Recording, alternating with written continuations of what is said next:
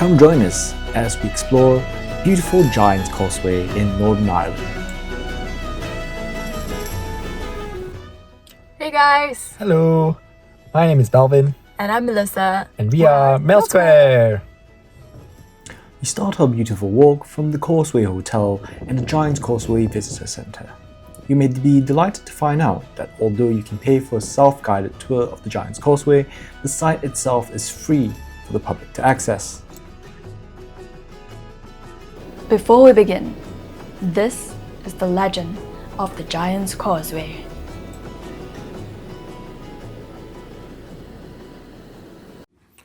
Finn had fallen in love with a Scottish maiden.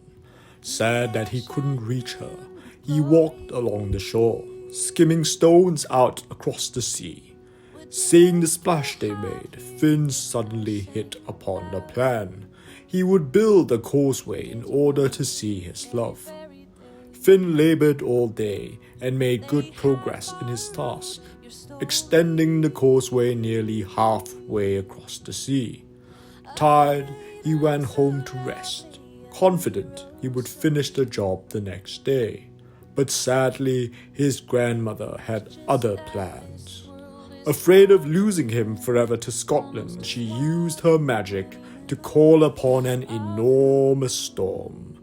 The waves and wind lashed the partly built causeway, and the rocks were torn apart. Finn awoke the next day to see his handiwork had disappeared. Undaunted, he began to build a new causeway. Once more the stones stretched out into the ocean, but that very night his work was destroyed. Finn tried again and again.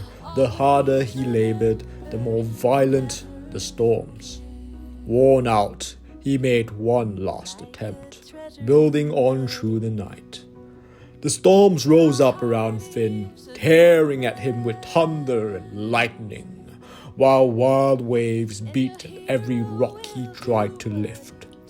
At last he reached the other side, but the trial was too much, even for a giant.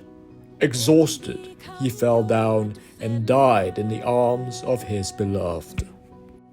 Behind him, the causeway he had built slipped below the waves for a final time.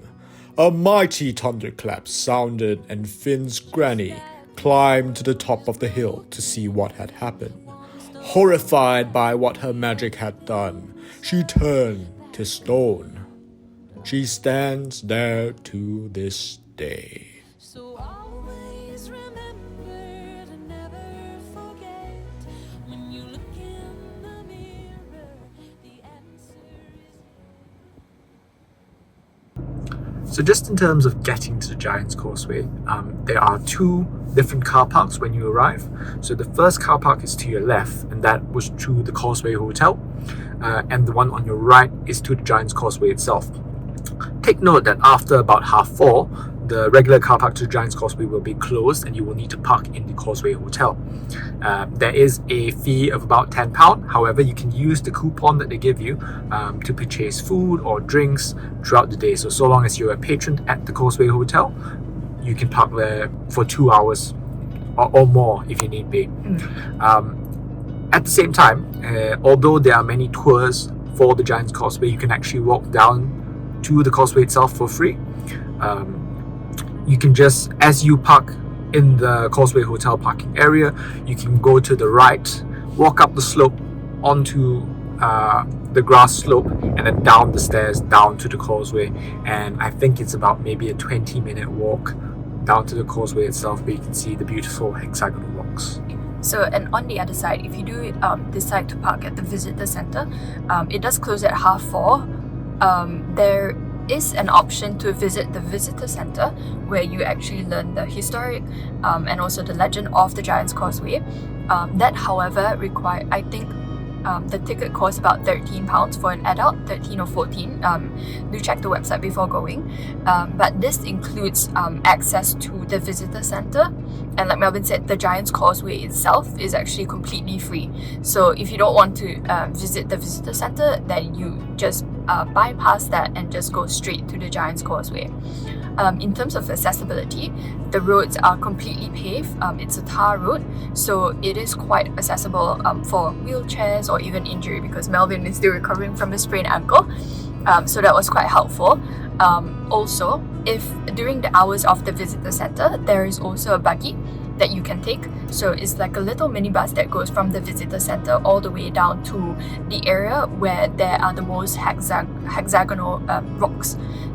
The buggy, I think you have to bring, if I'm not mistaken, you have to bring cash for that. It's about £1 to £2 per person each way. So it's about a 5-minute drive down to the area. But if you do choose to walk, I think it's probably about 15 to 20 minutes, not that far. Depends on the speed and also how often you take stops. But it's a fairly easy route, very easy in fact.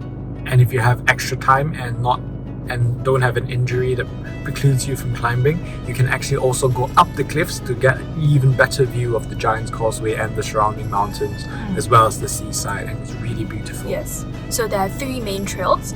The one that goes down to the hexagonal rocks, that is the blue trail. The red trail, it's just on top of the coast. So you actually get a higher viewpoint if you take the red trail. And you can also start with the blue trail nearer to the sea, and then at the middle point you can actually take stairs up to connect to the red trail. It's about 162 steps, and we've done that before. I think that really gives the best of both worlds, because you get to be close to the sea and also be on top of the coast. But because of the steps, we weren't able to do it this time because of Melvin's ankle. And then there is also a yellow trail that goes further, continuing from the blue trail, like further past the steps.